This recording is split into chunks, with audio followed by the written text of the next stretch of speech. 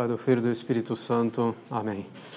Ave Maria, cheia de graça, o Senhor é convosco, bendita sois vós entre as mulheres, bendito é o fruto do vosso ventre, Jesus. Santa Maria, Mãe de Deus, rogai por nós, pecadores, agora e na hora de nossa morte.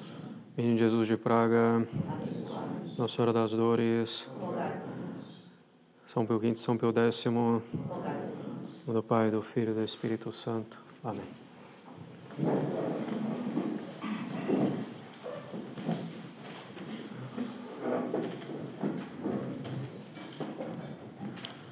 Bem, chegamos então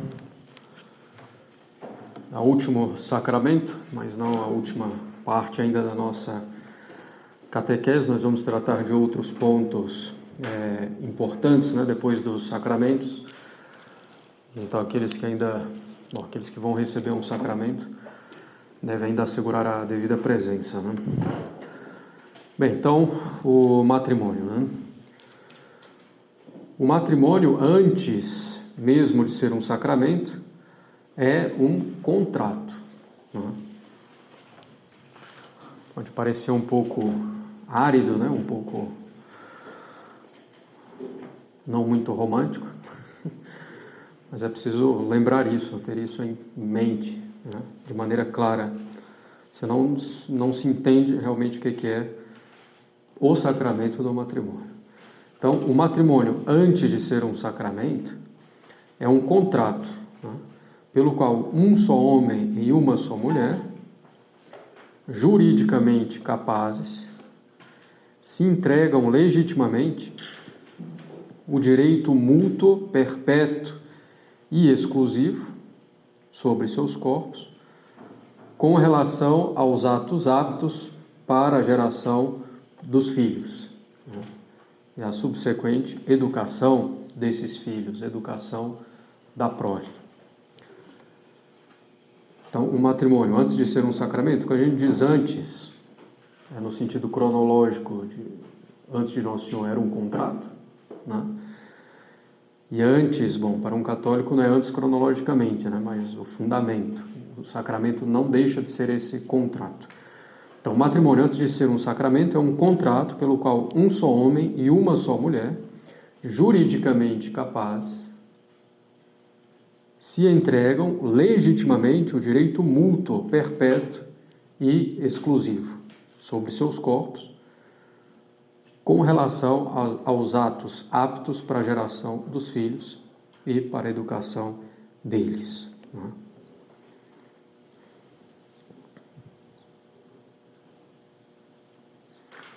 Como contrato da lei natural, o sacramento, o matrimônio, não o sacramento, o matrimônio está na origem da própria natureza humana, quer dizer, Adão e Eva. Crescei e multiplicai-vos, diz Deus para Adão e Eva.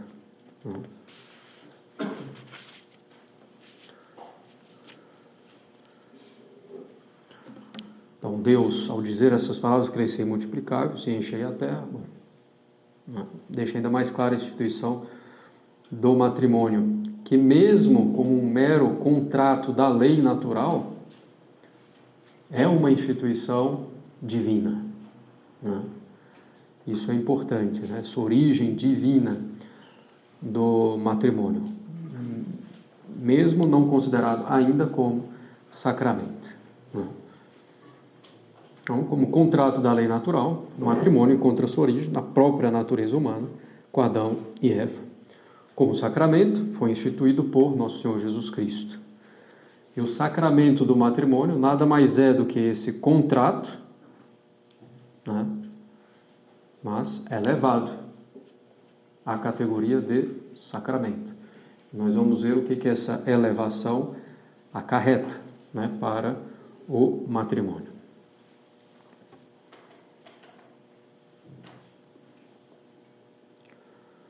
Como contrato, o matrimônio se realiza pelo mútuo consentimento dos nubentes, né?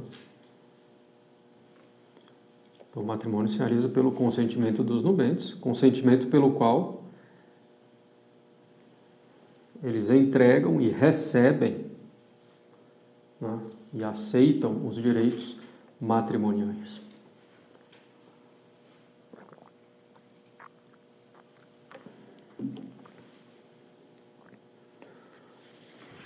Claro que nós vamos passando um pouco rápido, né, com relação ao sacramento do matrimônio, mas nós temos várias outras conferências, né, proveitosas sobre o tema, né, em particular no que diz respeito à jornada de casais, então que podem encontrar na internet.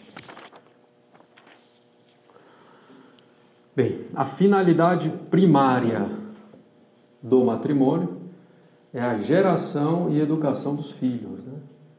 Isso é muito importante ter em mente. Existe mais de uma finalidade, né, no matrimônio, e existe uma ordem entre essas finalidades. A finalidade primária é a geração e educação dos filhos.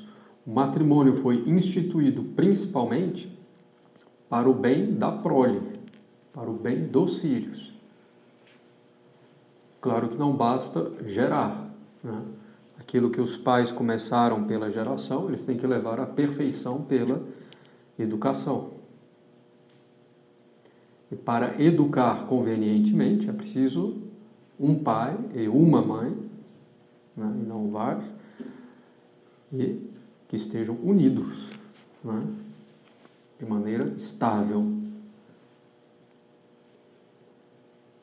E o magistério da Igreja sempre ensinou isso. Às vezes nós vamos ver com mais detalhes, né? Indissolubilidade, fidelidade, etc., quando nós tratamos dos bens do matrimônio. Mas a finalidade primária é geração e educação dos filhos. O velho ditado diz: quem casa quer casa.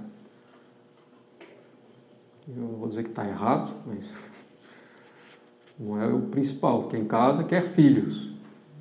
Se não quer filhos, não casa. A finalidade primária do matrimônio são os filhos, certo?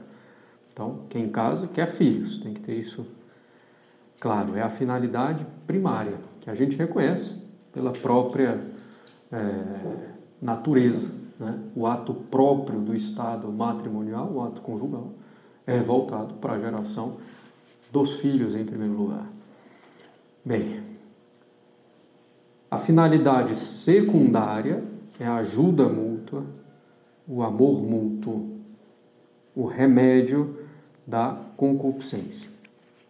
Então essas são as finalidades secundárias, que não podem ser buscadas com exclusão da finalidade primária.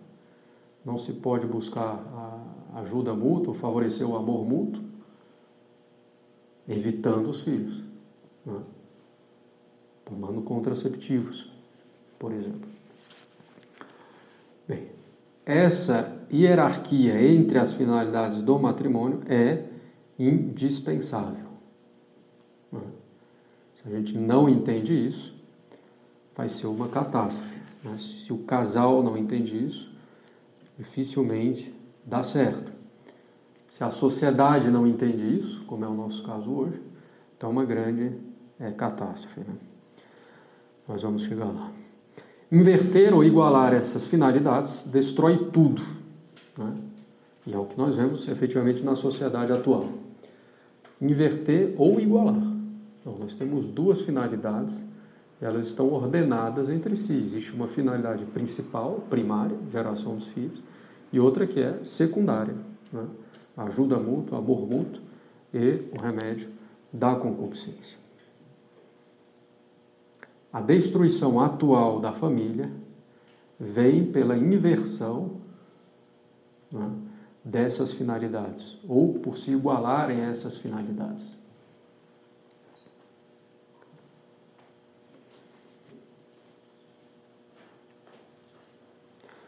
Bom, como a gente já mencionou, essa hierarquia nas finalidades significa que no casamento nunca se pode buscar uma finalidade secundária contra a finalidade primária.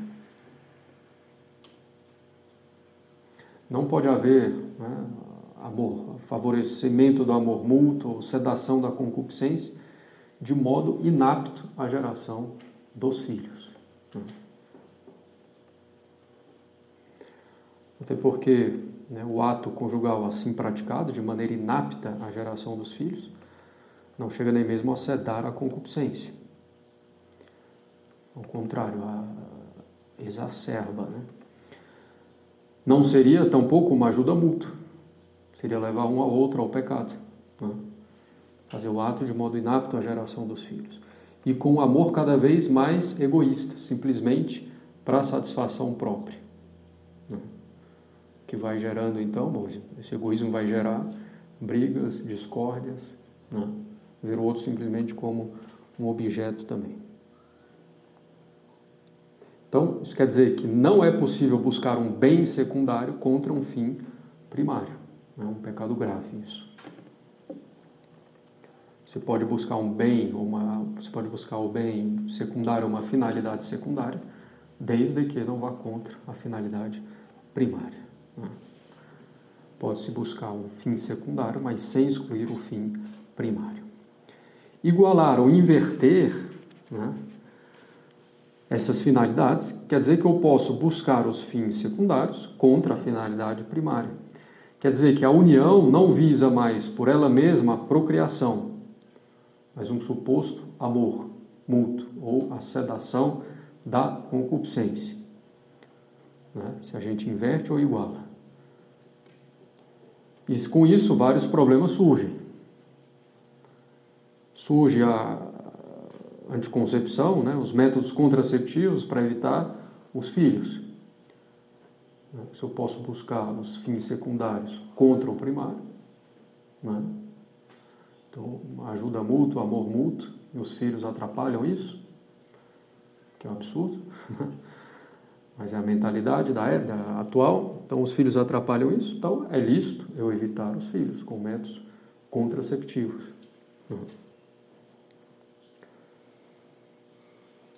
Mas, usando os anticoncepcionais, às vezes vem o filho, ainda assim, né? Usando os métodos contraceptivos, ainda assim, às vezes vem os filhos.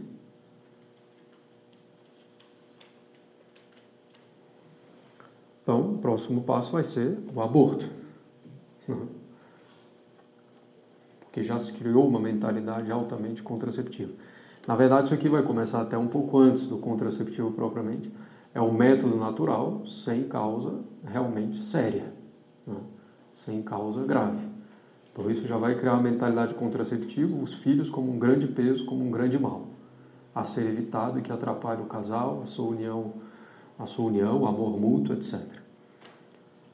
Bom, os métodos naturais demandam esforço, então não vão fazer, vão passar para os métodos chamados artificiais e depois disso para o aborto, né?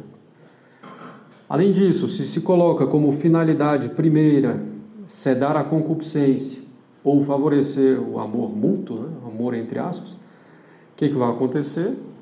Vão ser legitimadas as uniões homossexuais. Se a finalidade não é mais a procriação, então vale tudo, né? Para fomentar um suposto amor, né? Ou então para supostamente sedar a concupiscência. Então, já que a geração dos filhos não interessa, tudo se torna lícito, né? Possível. De fato, é assim que nós chegamos ao que vivemos hoje, né? Na nossa sociedade, por essa inversão das finalidades do matrimônio. E, infelizmente, já não se fala mais disso em praticamente nenhum lugar, né? Infelizmente, cursos de matrimônio, etc., nada, né? Às vezes nem se fala das finalidades, porque simplesmente, ou quando se fala não coloca nenhuma hierarquia entre elas, como se fossem iguais, ou se coloca a finalidade secundária como se fosse a primária.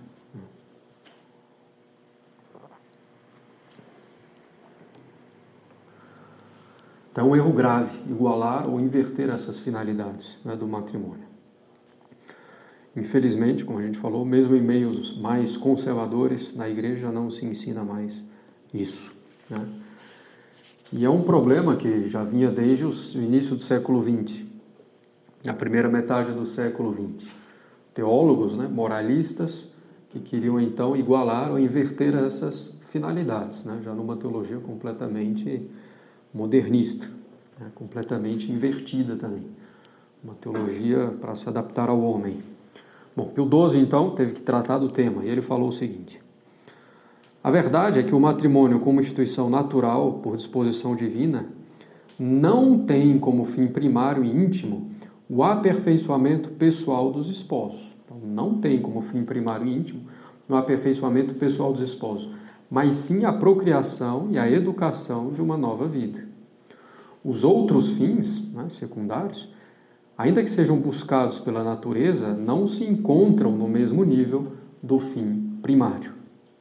E menos ainda são superiores ao fim primário. Ao contrário, estão essencialmente subordinados ao fim primário. Essencialmente. Não podem ser buscados contra o fim primário. Bom, né, se o casal é estéril, né, pela própria natureza, ou pela idade, ou por algum problema, né, não tem problema, que eles não estão fazendo nada por eles mesmos contra a procriação e estão cumprindo o ato de maneira devida. E é legítimo, então, procurar a finalidade secundária, que não estão contradizendo voluntariamente a finalidade primária, né? Bem, então, ao contrário, os fins secundários estão essencialmente subordinados ao fim primário. Precisamente para cortar radicalmente todas as incertezas e desvios que ameaçam difundir erros que tocam a finalidade do matrimônio e de suas mútuas relações, nós mesmos redigimos faz alguns anos uma declaração sobre a ordem entre esses fins, indicando que a própria estrutura interna da disposição natural do ser humano revela o que é patrimônio da tradição cristã. Então, existe essa hierarquia. Santo Agostinho, por exemplo, também é muito claro com relação a isso. O que os sumos pontífices têm ensinado repetidamente, que o Código de Direito Canônico, o Código de Direito Canônico que o Papa Pio XII cita, é o Código de 1917, né, o código anterior ao que nós temos hoje, que é o de 1983. Então, o que os sumos pontífices têm ensinado repetidamente, que o Código de Direito Canônico fixou da devida forma, é isso, né? Bom, e aí, pouco depois, para corrigir as opiniões contrárias, publicou a Santa Sé um decreto, no qual se declara que não se pode admitir a opinião de certos autores recentes que negam que o fim primário do matrimônio é a procriação e educação dos filhos, né? Então, esses autores que negam que o fim primário do matrimônio é a procriação e educação dos filhos, a opinião deles não pode ser admitida, né? Ou então que ensina que os fins secundários não estão essencialmente subordinados ao fim primário, mas que são equivalentes e independentes entre si. Então é um ensinamento errado, né? Não são nem equivalentes, nem independentes entre si, nem os secundários superiores ao primário, à finalidade primária, né? Não, estão essencialmente subordinados à finalidade primária, né? Bem, o Código de Direito Canônico atual, né, o de 1983, já feito sob Papa João Paulo II, ele fala das duas finalidades, mas não indica a ordem, né? A finalidade primária é essa, a secundária é essa, não. Qual o problema, porém? Bom, o primeiro problema é já não indicar que existe de fato uma ordem clara e necessária entre as finalidades do matrimônio. O outro problema é que no texto aparece em primeiro lugar, sem dizer que é a primária, mas aparece em primeiro lugar, o amor mútuo e a ajuda mútua. A finalidade do matrimônio é a ajuda mútua, o amor mútuo e a procriação. Confunde muito, é evidente. E leva ao estado em que nós nos encontramos hoje, mesmo entre os católicos, que já não compreendem mais a finalidade primária do matrimônio, nem vivem efetivamente também, né, o seu estado de vida matrimonial em função disso, né, dispostos a uma família numerosa.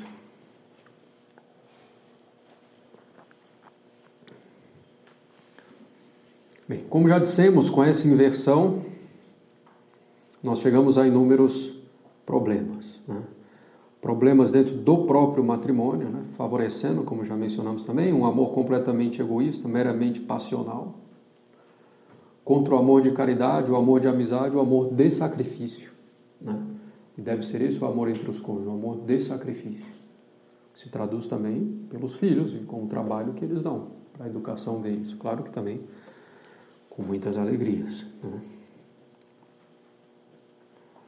Então, se vai vendo cada vez mais o cônjuge como algo simplesmente para satisfazer a si mesmo, né? Gerando então brigas, discussões, separações, etc. E é o caos, né? E na sociedade como um todo, essa perspectiva que exclui a geração dos filhos ou coloca como algo secundário, vai levando ao homossexualismo. Bom, o texto do Santo Ofício daquela época, né? Que Pio XII menciona. Se publicaram nos últimos anos alguns escritos acerca dos fins do matrimônio, a relação e ordem que esses fins guardam entre si. Donde se afirma que a geração da prole não é fim primário do matrimônio, ou que os fins secundários não estão subordinados ao fim primário, mas são independentes do fim primário.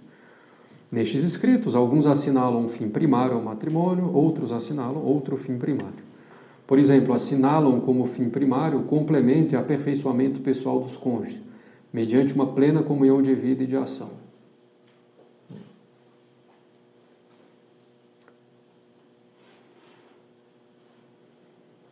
Ou então o amor mútuo e a união dos cônjuges, que há de fomentar-se e aperfeiçoar-se pela entrega corporal da pessoa.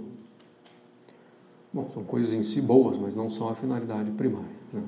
Às vezes, nesses mesmos escritos, os vocábulos empregados nos documentos eclesiásticos, tais como fins primários e secundários, são empregados com outro sentido, de acordo com essa nova doutrina.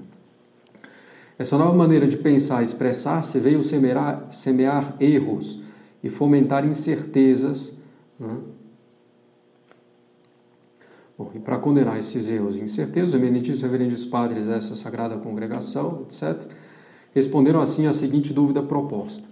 Pode-se admitir a opinião de alguns modernos que negam que o fim primário do matrimônio seja a geração e educação dos filhos? Ou que ensinam que os fins secundários não estão essencialmente subordinados ao fim primário, mas que são igualmente principais e independentes? A resposta: não se pode admitir essa opinião. Bem, o magistério mais recente, embora às vezes não seja, quase nunca é claro, né? Embora quase nunca seja claro com relação às finalidades, né? Primária e secundária, e deixar claro isso, em nenhum momento o magistério, mesmo recente, admite que se busque a finalidade secundária contrariamente à finalidade primária. Não chegou nesse ponto. Infelizmente, bom, não vai ser o nosso tema aqui, né? O padre Marcos até chegou a tratar bem mais profundamente no curso de bioética,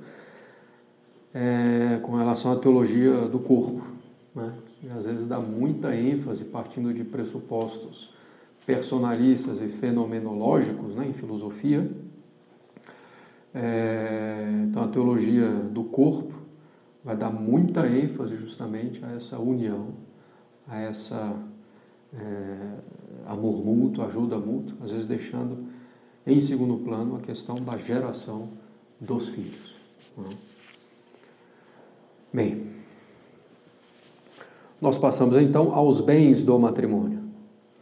São 3 bens do matrimônio: proles, fides, sacramentum. A prole, a fé no sentido de fidelidade, e o sacramento, que é a indissolubilidade. Bom, primeiro dos bens do matrimônio, a prole, os filhos. Pela geração dos filhos, os cônjuges participam da obra criadora de Deus, né? Que de fato é uma coisa tremenda, né? Pela geração dos filhos, os cônjuges participam da obra criadora de Deus. e pela educação dos filhos, que segue necessariamente a geração, eles participam da obra redentora. E a redenção se faz com sacrifício. Então a educação também exige sacrifícios e renúncias, né? Tem uma participação, né, na obra divina, na obra da criação e na obra da redenção. O primeiro dos bens é a finalidade primária, né? É poder assegurar o bom desenvolvimento, o bom crescimento do gênero humano e também da igreja. Então, primeiro dos bens, os filhos. Depois, a fé, no sentido de fidelidade, de exclusividade. Um só homem, uma só mulher.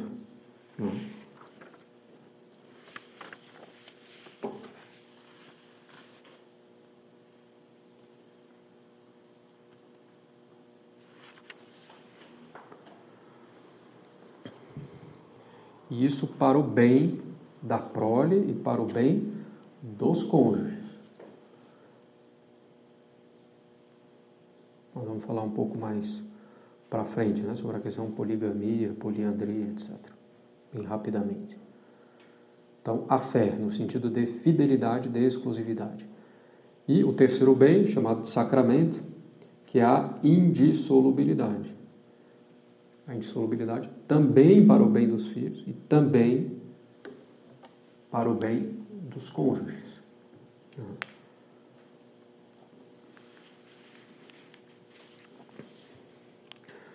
De fato, né, vamos ver também um pouquinho mais adiante, Nosso Senhor, ao instituir, né, o matrimônio, restaurou a instituição do matrimônio também na ordem meramente natural, quer dizer, mesmo para os não cristãos, Nosso Senhor restaurou o matrimônio na sua dignidade primitiva, com a exclusividade, com a indissolubilidade.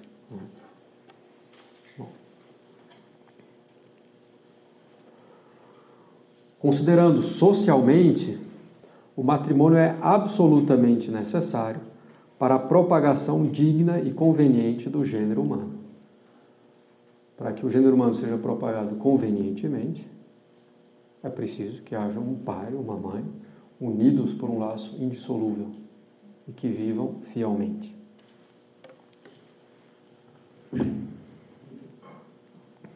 Sem a família assim constituída, né, um homem e uma mulher, com os filhos, né, que Deus quiser dar a eles,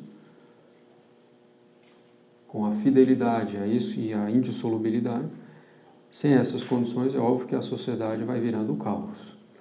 A educação dos filhos já é extremamente prejudicada. Um dos motivos do caos na nossa sociedade atual é justamente a destruição quase completa da família. Pelo divórcio, pelas infidelidades, pelos pecados no uso do matrimônio, né? Por evitar os filhos e assim por diante. Agora, individualmente considerado, o matrimônio não é necessário para todo e cada um dos homens, né? Das pessoas. Alguns protestantes vão dizer que sim, né? Que o crescer e multiplicai-vos foi dado a cada homem especificamente. Mas é um erro, né? A perpetuidade, o crescimento do gênero humano podem ser assegurados, ainda que alguns decidam não casar por um motivo superior, né? Por exemplo, para entregar-se mais perfeitamente às coisas de Deus, que é o caso do sacerdócio. Já falamos, né, que o celibato sacerdotal é justamente para isso, né? Em virtude de um aspecto positivo, né, da perfeição do sacerdócio, para entregar-se mais inteiramente a Nosso Senhor Jesus Cristo. Bom, é evidente que o matrimônio é lícito, honesto, louvável, né? Mas não custa reafirmá-lo, porque muitas seitas heréticas, né, disseram o contrário, condenaram o matrimônio. em particular seitas gnósticas, ou derivadas, que se opõem à matéria, que vem na matéria o mal, que é um absurdo, que a matéria também vem de Deus, mas bom, tem toda a doutrina, né, gnóstica, esotérica. Eles são contra o matrimônio, porque o matrimônio justamente gera os filhos, então aprisionaria uma partícula divina na matéria, né, gerando assim mais um ser, então seria isso prejudicial. Os cátaros, por exemplo, na Idade Média, né, que foram combatidos por São Domingos de Gusmão com o Rosário, os cátaros eram a favor do amor livre, mas contra o casamento. O problema era gerar os filhos.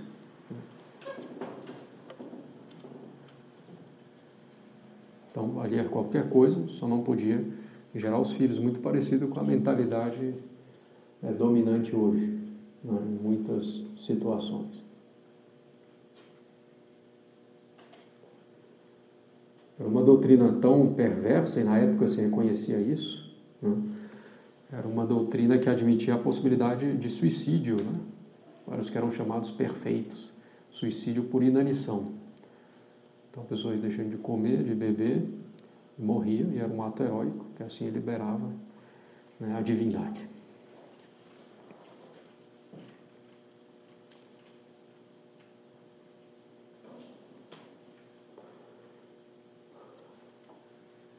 Claro, essa partícula da divindade estava presa em cada ser, então também nos animais, nas plantas, né?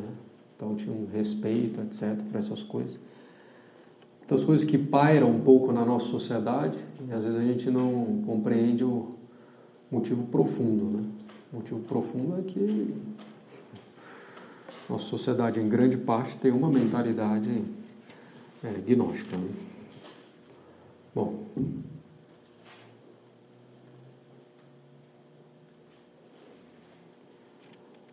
então nós vemos na nossa sociedade aquilo que João Paulo II chamava de cultura de morte, né? De fato, é uma cultura de morte, que leva à morte da alma, em primeiro lugar.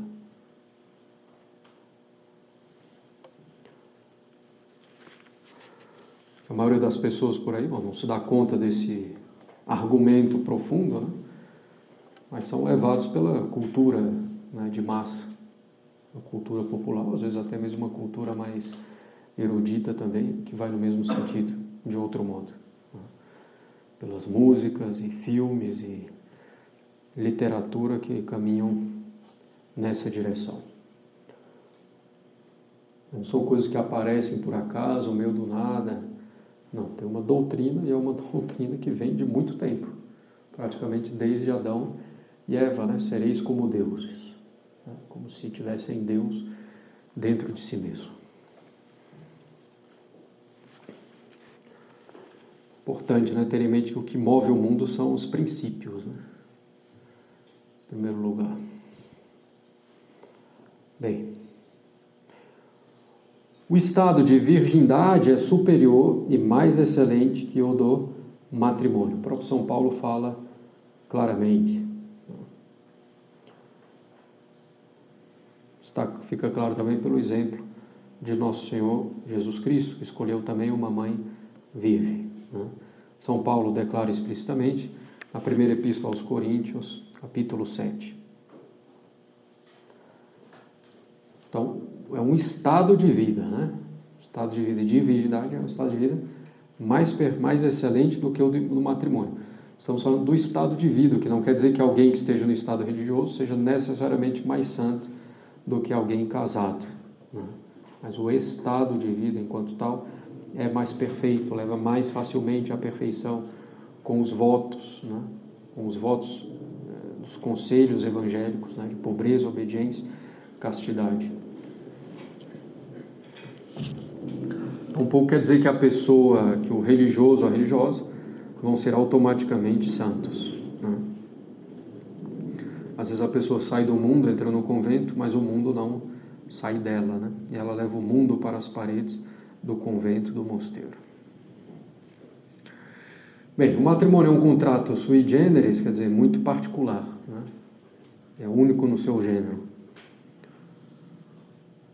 Uma das particularidades é que, uma vez feito, as pessoas não podem descontratar, nem pagando multa, nem indenização, nem nada, acabou. As pessoas não têm liberdade para voltar atrás. Contrato que já tem suas cláusulas essenciais definidas: indissolubilidade, fidelidade, geração dos filhos, né? E educação dos filhos. Então, ou a pessoa adere a tudo isso, sabendo que se trata e casa, ou então, se ela não aderir, não vai casar. O contrato só acaba com a morte de um dos cônjuges. Bem, então, até aqui, mesmo estamos ainda considerando o matrimônio como contrato.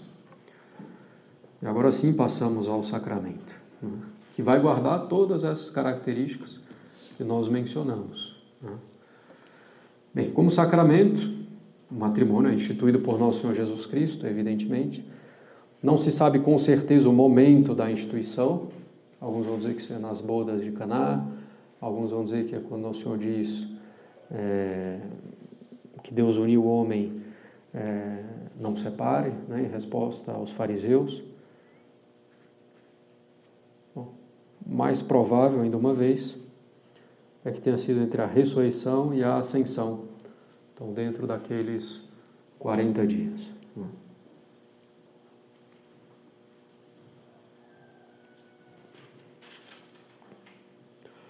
Bom, como em todo sacramento nós temos a matéria e a forma, a matéria do sacramento é a entrega mútua dos direitos matrimoniais. Então, a noiva que entrega os direitos matrimoniais, o noivo que entrega os direitos matrimoniais. O direito matrimonial, sobretudo, então, né, entregar o próprio corpo ao outro, no que diz respeito aos atos aptos para a geração dos filhos. A forma é a aceitação mútua desses direitos matrimoniais.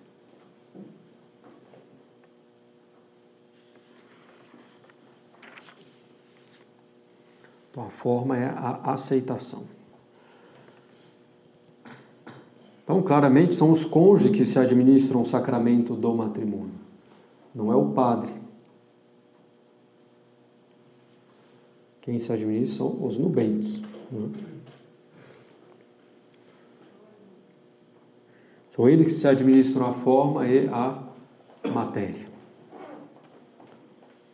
O padre está lá como testemunha autorizada e necessária, né, para a validade, salvo o caso extremo. Por exemplo, se você está morrendo e quer casar, não vai dar tempo de chamar o padre, então ela pode casar diante de duas testemunhas, né, pura e simplesmente. Ou numa terra de missão, que o padre vai a cada 5 anos, então não é preciso esperar 5 anos para casar, né, se já tem condição para isso. Mas se não tiver um padre com jurisdição para ser testemunha autorizada, privilegiada do casamento, não haverá o casamento, vai ser inválido.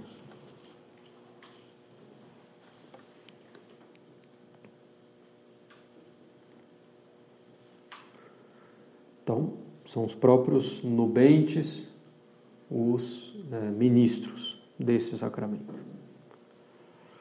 Quem pode receber validamente o sacramento do matrimônio? O católico batizado, que não tenha nenhum impedimento para casar-se, né? Por exemplo, já ser casado, ou ser padre.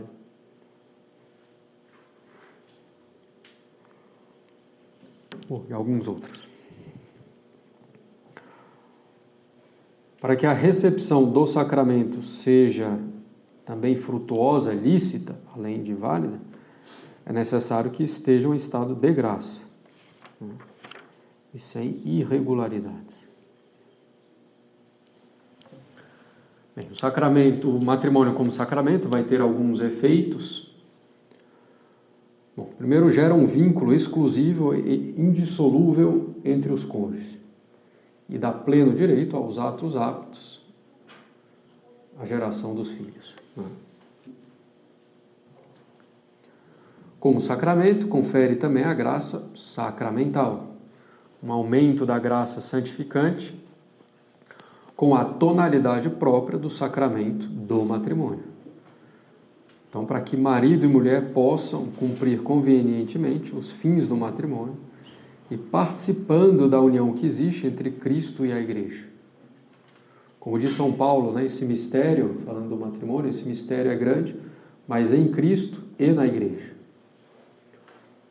O matrimônio, né, essa união entre um homem e uma mulher, é uma participação na união de Cristo com a Igreja, é uma coisa tremenda, uma coisa excelente. E cada um deve então procurar imitar Cristo e a Igreja. O marido, que é a cabeça, deve imitar Cristo, cabeça da Igreja. E a esposa, a Igreja. Cristo vai até a morte, morte de cruz, pela Igreja, pela sua esposa. Então, amor de sacrifício, de renúncia, procurando o verdadeiro bem da esposa. É a mesma coisa a Igreja, né? Desde a sua fundação até hoje, vivendo exclusivamente para a glória de nosso Senhor Jesus Cristo e sofrendo tantas perseguições por amor de nosso Senhor. Então, também a esposa deve sacrificar-se pelo marido.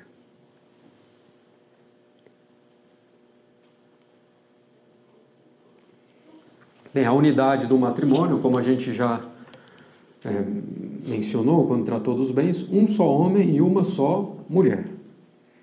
Assim foi criado o matrimônio, desde a sua origem, com Adão e Eva.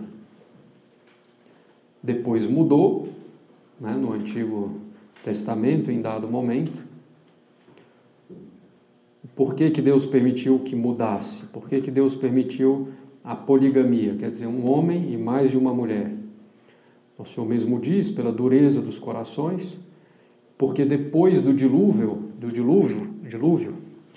né, sobrou apenas a família de Noé. Né?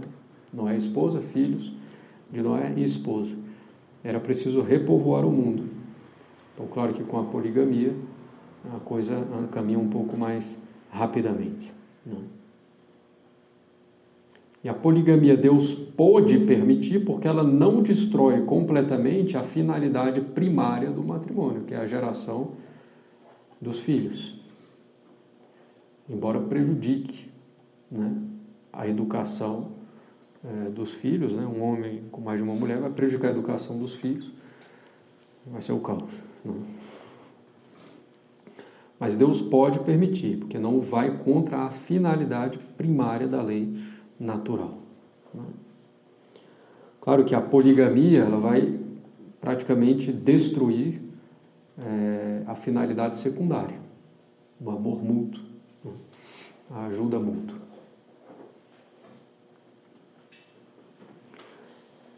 Então, Deus pôde permitir, em dado momento da história, a poligamia, que não vai contra a finalidade primária do matrimônio. Agora, a poliandria não, né? A poliandria seria uma mulher e vários homens, vai contra a finalidade primária do matrimônio, fica prejudicado a geração dos filhos, a perpetuação do gênero humano. Né?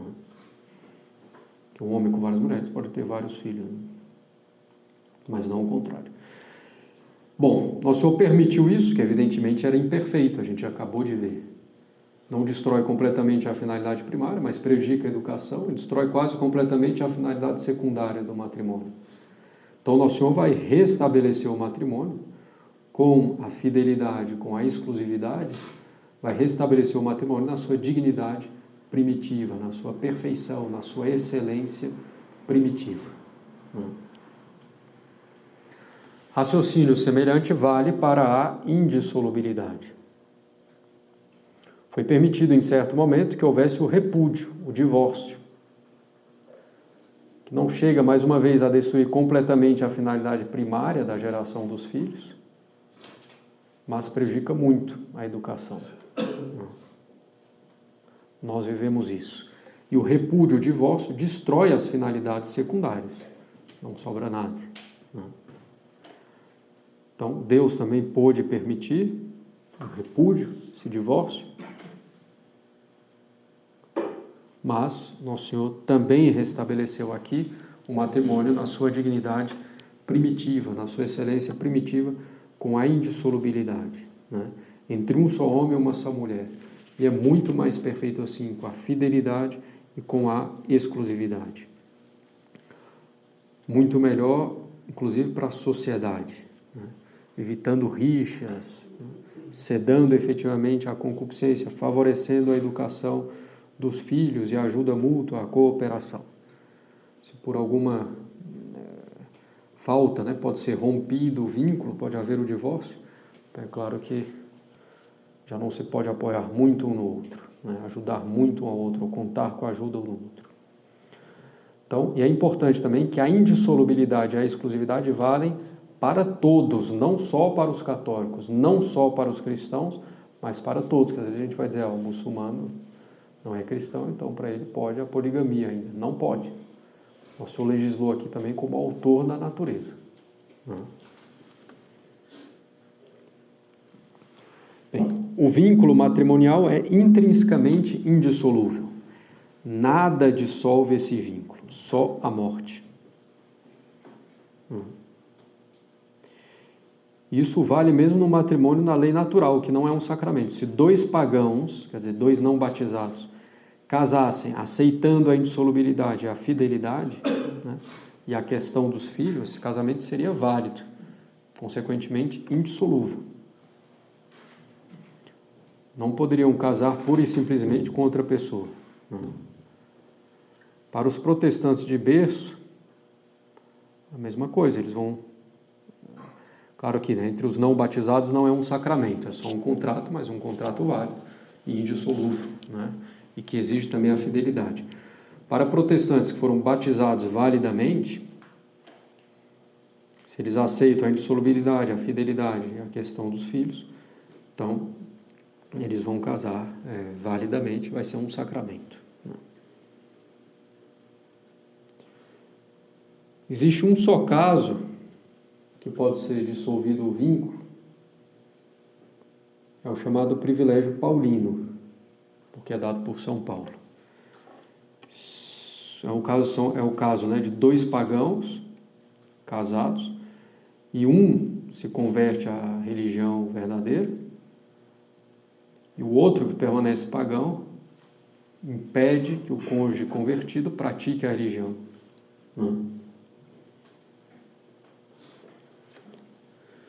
Nesse caso, o cônjuge que se converteu pode deixar esse casamento e casar-se com um cristão, né, com um católico.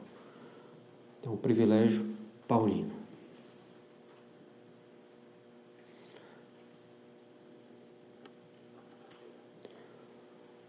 O matrimônio válido e consumado, quer dizer, que já houve o ato próprio do matrimônio, não pode ser dissolvido por ninguém. Antes da união dos corpos, ainda pode ser dissolvido pelo Papa. Casamento realizado, se diz rato, confirmado, mas não consumado. Então esse ainda poderia ser dissolvido pelo Papa, né, se algum dos cônjuges quer entrar para a vida religiosa, etc. Bem.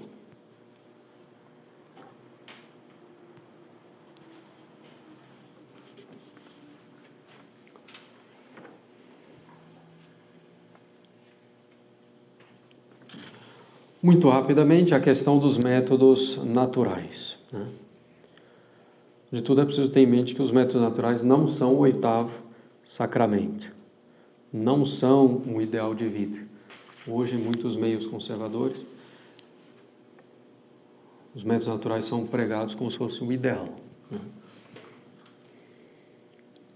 Bom, método natural é o quê? Usar do casamento somente nos dias inférteis, né, do ciclo da mulher. Que o dia seja fértil ou infértil é em si diferente, né, se faz uso do matrimônio, sem levar isso em consideração. Mas querer fazer uso somente nos dias inférteis, isso é lícito? Não é. A Igreja favorece os métodos naturais, é o método contraceptivo católico, como dizem muitos? Não. Até mesmo Dom Rafael Llano Cifuentes, né, que tem alguns livros interessantes sobre moral, alguns um pouco já mais modernos, muito psicologizantes. Dom Rafael Llano Cifuentes, né, num dos livros dele, ele pergunta: a igreja favorece como método contraceptivo os métodos naturais? Não, a igreja não favorece os métodos naturais. A igreja permite em casos sérios, a igreja tolera em casos sérios, ela não favorece, como se fosse um método contraceptivo católico. Somente em casos sérios. E por quê? Porque a pessoa, ao casar, então ela está no estado de vida matrimonial, cuja principal prestação é a geração dos filhos, com a consequente educação. Então, cada estado de vida tem a sua prestação própria, específica. No matrimônio, qual é a prestação própria do Estado? A geração dos filhos, com a consequente educação. Quando a gente fala educação, não quer dizer dar o melhor esporte, a melhor escola de línguas, etc. Mas os princípios corretos, né, em primeiro lugar. Então, a principal prestação dos que se encontram no estado de vida matrimonial é essa. Primeiro, para o bem da sociedade civil, para o seu desenvolvimento, seu avanço. Hoje nós vemos, né, vários países, inclusive o nosso cada vez mais, em crise demográfica, e mesmo o sistema econômico entra em colapso. Vai ficando uma sociedade cada vez mais velha, cada vez com mais aposentados, e não tem jovens que trabalhem para pagar a aposentadoria dos outros. O que é, bom, em si já é perverso, né? Essa mentalidade contraceptiva, mas essa falta de gente vai ser o pretexto também para chamar os muçulmanos, os maometanos, né? E assim destruir o pouco que ainda resta de civilização católica, na Europa sobretudo, mas pouco a pouco também em outros países, inclusive no nosso.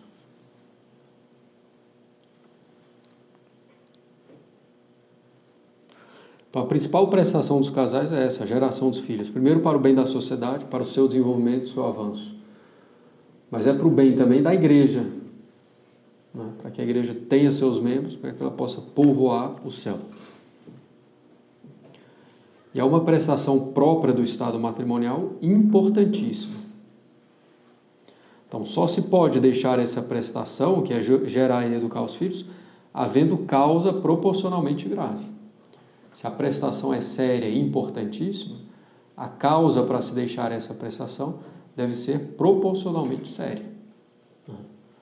Então, nesse caso, seria lícito, havendo um caso sério, grave, usar dos métodos naturais. Método natural, porque ele é dado pela própria natureza, né, pelo próprio ciclo feminino. Bom, a partir de Pio XII se enumeram 4 causas, né, que podem ser sérias e levar a uma prática legítima dos métodos naturais. Primeiro, a chamada causa médica. Por exemplo, se a mulher tiver mais um filho, ela vai morrer, né? Nesse caso, pode praticar o método natural, com a observação de que muitas vezes os médicos exageram, né? Agora, claro, seja preciso investigar, né? Levar a sério, etc. Mas o médico exagera, então descarta pura e simplesmente o que ele falou. Não, também não funciona assim, mas saber que às vezes exagera, então correr um pouco atrás, ver se realmente é isso, se o útero está muito fino, se tem realmente um grande risco de romper na próxima gestação, etc. Outra causa é a chamada causa econômica. Falei, causa econômica não é poder colocar na melhor escola, no melhor inglês, no esporte, etc.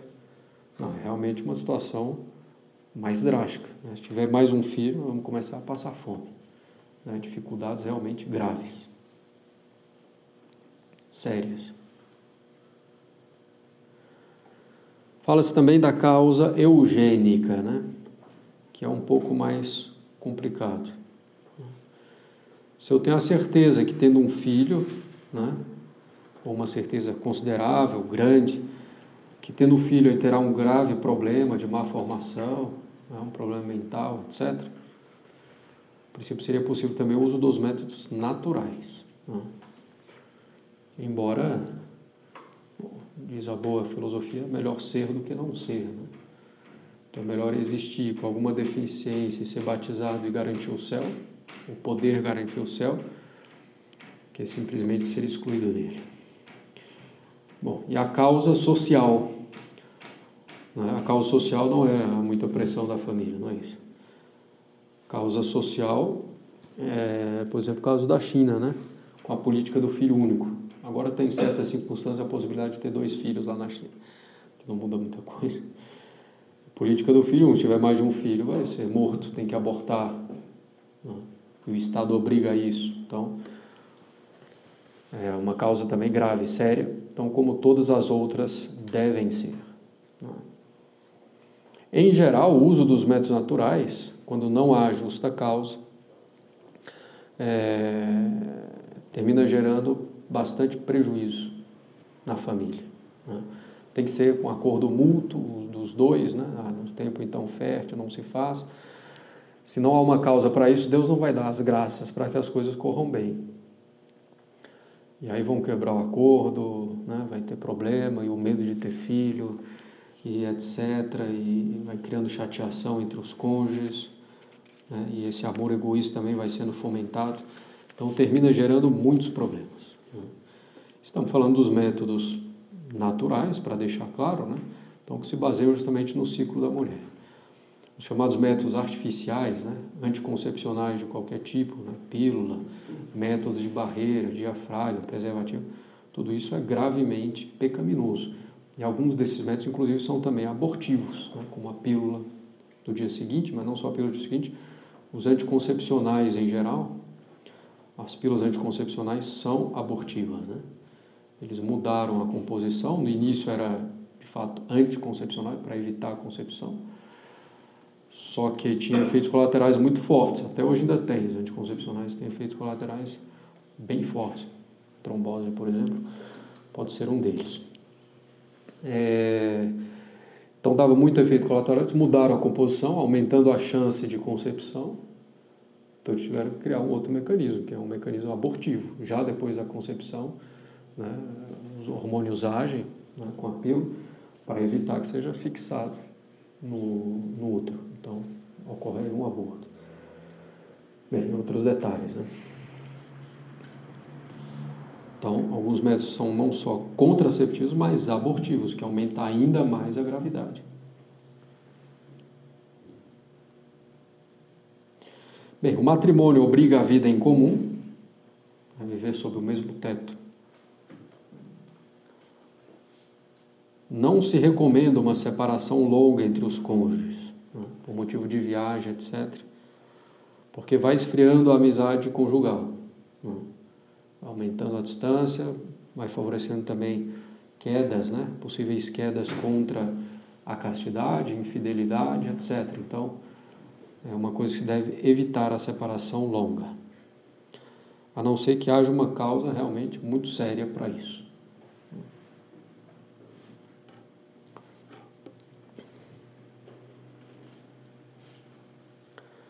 Bem, além disso,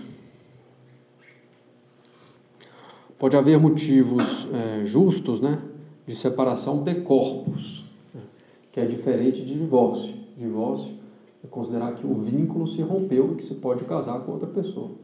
Separação de corpos, assim, simplesmente já não viver mais sobre o mesmo teto, né, por algum motivo também grave. Por exemplo, adultério, né?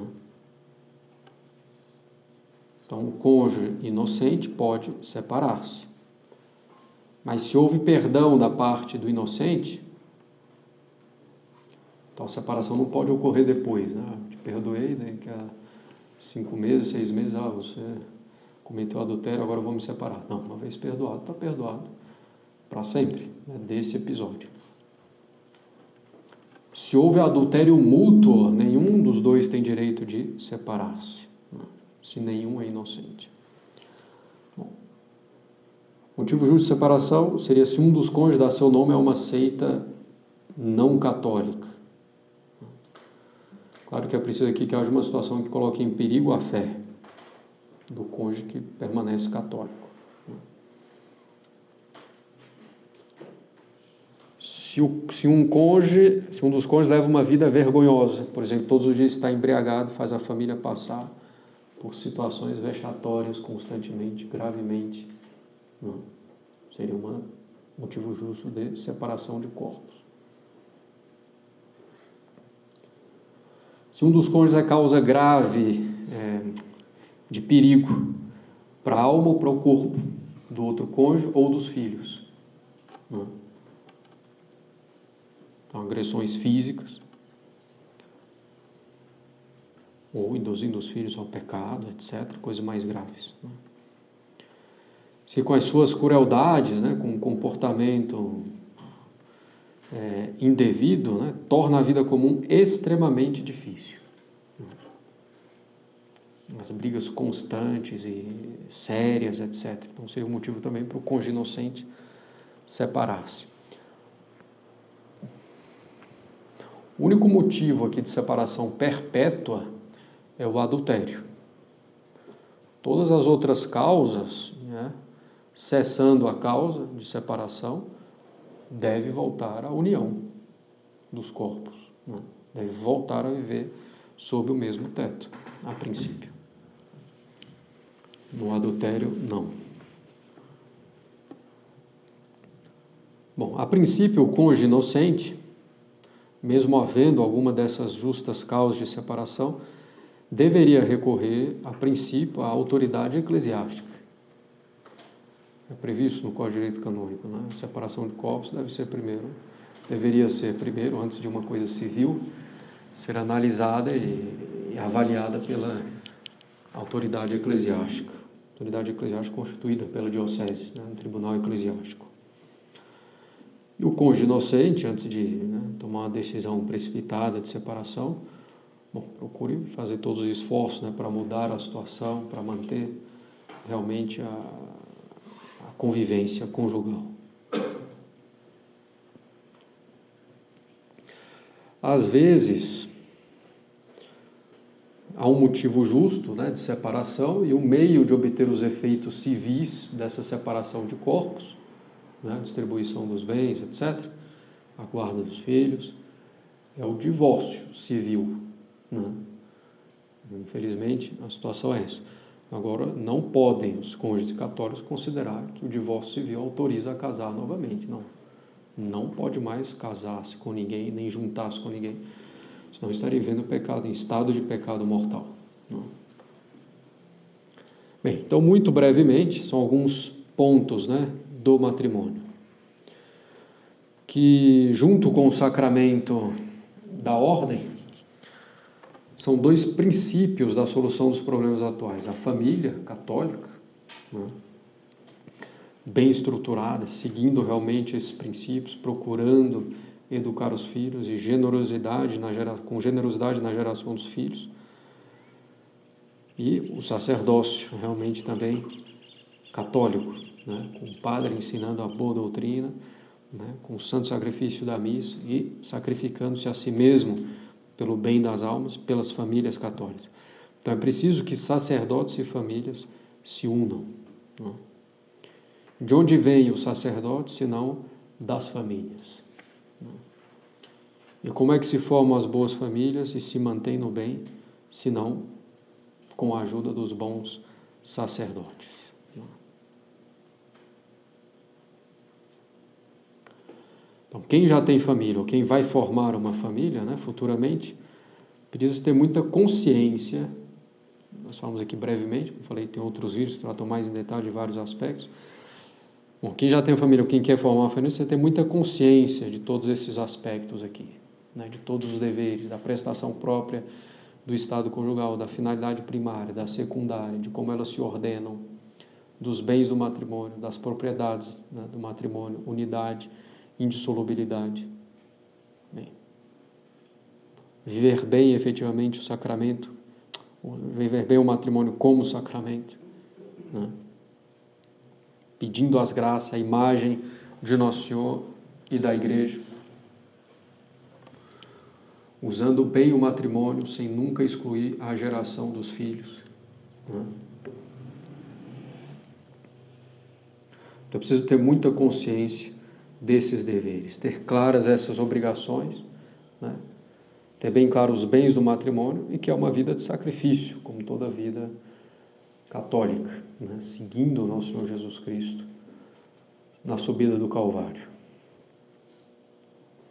Tudo depende da família, em última instância, que é a célula base, né, da sociedade. É a primeira das sociedades. Se a família vai bem, a sociedade como um todo, a sociedade civil, o Estado, vai bem. Se a família vai mal, o Estado vai mal. E não é um ponto ou outro, né? É tudo, né, que tem que estar ordenado na família. Não é só contra a ideologia do gênero. Claro, uma coisa boa, né? Ser contra a ideologia do gênero e evitá-la e não tê-la, mas precisa avançar também nos outros pontos, né? Na indissolubilidade, na fidelidade, nos bens do matrimônio, né? Na generosidade, na geração dos filhos, no sacrifício, na educação dos filhos, é preciso tudo, né? A base da sociedade não é o indivíduo. O indivíduo não vem ao mundo sozinho, mas na família.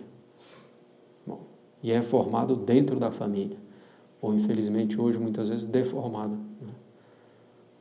Então, o sacramento do matrimônio é uma coisa capital, e por isso Nosso Senhor também instituiu, né, o matrimônio como sacramento. Porque tem uma importância tremenda para o bem da sociedade civil, para o bem da igreja e para o bem das almas individualmente consideradas. Então precisa ser levado muito a sério, né? Infelizmente, a preparação para o matrimônio hoje é uma calamidade, né? Muita gente quer casar na igreja só porque é bonito, para tirar foto, para ter a festa depois e reunir família e amigos, etc. E não faz ideia desses deveres ou da essência do sacramento do matrimônio. E assim muitas famílias se perdem, muitas almas se perdem. Já com a consciência de tudo isso, e rezando, e procurando ver bem o sacramento, a imitação de Nosso Senhor e da Igreja não é tão simples, não é? Então imagina se não se tem convicção nenhuma. Uma coisa que não vai durar praticamente nada. Não sei se tem alguma questão, dúvida. Bem.